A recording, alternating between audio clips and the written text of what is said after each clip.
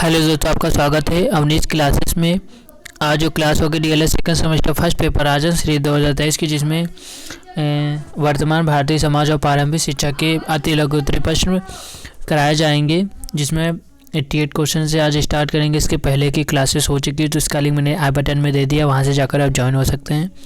ठीक है, तो 88 क्वेश्चन की उपनयन संस्कार से आप क्या समझते हैं? तो उपनयन संस्कार का अर्थ शिक्षा प्राप्त करने के लिए गुरु के पास ले जाना। ये 2020 के सारे क्वेश्चन हैं। 89 क्वेश्चन की राष्ट्रीय बाल श्रम नीति कब घोषित की गई थी? तो वर्ष 2009 में घोषित की गई थी। 20वां क्वेश्चन, शिक्षा का निस्पंदन सिद्धांत किसने दिया? तो मैकाले ने दिया। प्लेटो की कोई एक प्रमुख रचना का नाम लिखिए। The Republic, the Laws. ठीक है। 92 क्वेश्चन की कस्तूरबा गांधी बालिका विद्यालय की स्थापना के 2 उद्देश्य लिखिए। तो विषम परिस्थितियों में जीवन यापन करने वाली बालिकाओं को आवासीय विद्यालय में शिक्षा देना। ठीक है। इसके बाद 93 क्वेश्चन है कि भारत में अध्यापक शिक्षा के मानक कौन सी संस्था तय करती है? तो राष्ट्रीय अध्यापक परीक्षण संस्था मानक तय करती है। 94 क्वेश्चन है कि शिक्षा की एक परिभाषा लिखिए। तो स्वामी विवेकानंद के अनुसार मानव का संपूर्ण प्रकटीकरण ही शिक्षा है, मतलब कि जो प्रकटीकरण है वो शिक्षा ही है। और 95 क्वेश्चन है कि शिक्षा के 2 उद्देश्य लिखिए। तो बालक का शारीरिक, मानसिक और सांस्कृतिक विकास ही शिक्षा के प्रमुख उद्देश्य होते हैं। 96 क्वेश्चन है कि ड्रॉप आउट बालक से आप क्या समझते हैं? तो वे समस्त बच्चे जो शिक्षा की मुख्य धारा से दूर हैं, उनको ड्रॉप आउट बच्चे कहलाते हैं, कहा जाता है। 97 क्वेश्चन की भारतीय राष्ट्रीय कांग्रेस के 2 प्रमुख आंदोलन के नाम बताइए। तो अंग्रेजों भारत छोड़ो नामक सत्याग्रह। 98 क्वेश्चन की पर्यावरण संरक्षण के 2 उपाय लिखे। तो जल संचयन और वृक्षारोपण।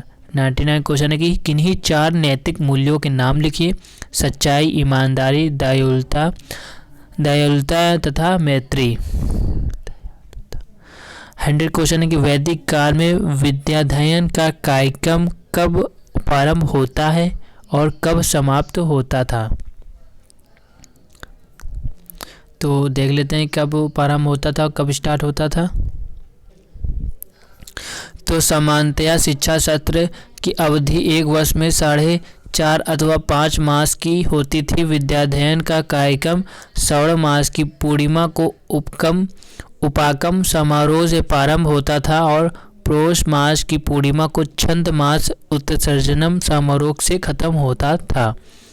101 क्वेश्चन है कि विद्यार्थी जीवन की समाप्ति पर कौन सा संस्कार होता था? तो विद्यार्थी जीवन की समाप्ति पर समावर्तन संस्कार होता था। 102 क्वेश्चन है कि डॉक्टर R.K. मुखर्जी ने बौद्ध शिक्षा के विषय में क्या कहा है? तो डॉक्टर R.K. मुखर्जी के मत में बौद्ध शिक्षा प्राचीन ब्राह्मणी शिक्षा प्रणाली का एक परिवर्तित रूप था। इसके बाद 103 क्वेश्चन की बौद्ध शिक्षा की शिक्षण विधि क्या थी? तो वो बौद्ध शिक्षा की शिक्षण विधि मौखिक थी। ठीक है। ये PDF आपको मेरे टेलीग्राम चैनल में मिल जाएगी, जिसका URL ये है। उसका लिंक मैंने अपने डिस्क्रिप्शन के नीचे दे दिया, वहाँ से जाकर आप ज्वाइन हो सकते हैं, जिसमें एक पासवर्ड लगा रखा है। जैसे आप स्मॉल लेटर में अवनीश क्लासेस डालेंगे तो आपकी PDF ओपन हो जाएगी। अब 104 क्वेश्चन देख लेते हैं क्या है। इस्लाम धर्म में शिक्षा का क्या महत्व था? तो इस्लाम धर्म में शिक्षा विशेष महत्व था। मोहम्मद साहब कहा करते थे कि दान में सोना देने की अपेक्षा अपने बच्चों को शिक्षा देना श्रेष्ठ है।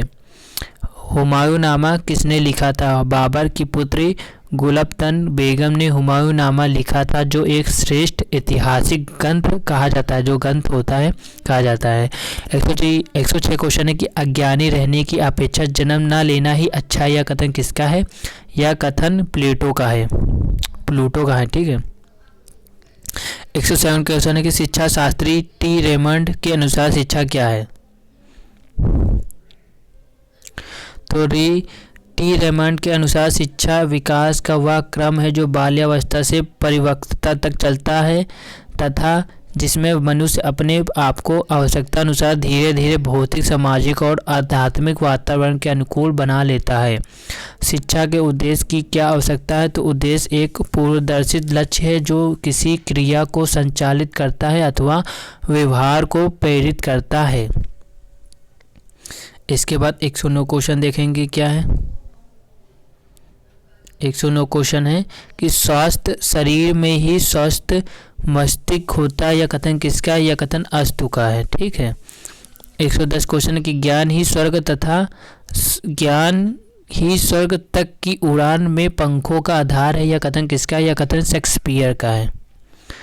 111 क्वेश्चन है कि शरीर, मस्तिष्क और आत्मा, इन तीनों का उचित और सामंजस्यपूर्ण मिश्रण पूर्ण मनुष्य के निर्माण के लिए आवश्यक है और शिक्षा की सच्ची व्यवस्था का आधार है। यह किसने कहा? यह कथन महात्मा गांधी ने कहा था। 112 क्वेश्चन है कि शिक्षा के वैयक्तिक उद्देश्य का संकुचित अर्थ क्या है? आत्मविभक्ति अथवा बालक की शक्तियों का सौगड़ी विकास करना। ठीक है। 113 क्वेश्चन है कि अनौपचारिक शिक्षा क्या है? तो अनौपचारिक शिक्षा बिना प्रयास, अंडविहीन, अव्यवस्थित, आकस्मिक, सर्वत्र, सभी स्थितियों, परिस्थितियों, आवश्यकताओं एवं सभी व्यक्तियों द्वारा दी जाती है। 114 क्वेश्चन है कि दूरस्थ शिक्षा के कितने घटक हैं? तो मुक्त शिक्षा और मुक्त अधिगम, पत्राचार शिक्षा। 115वां क्वेश्चन है कि पत्राचार शिक्षा का माध्यम क्या है? तो पत्राचार शिक्षा का माध्यम मुद्रित प्रणाली है जो डाक के माध्यम से छात्रों को प्रेषित किया जाती है।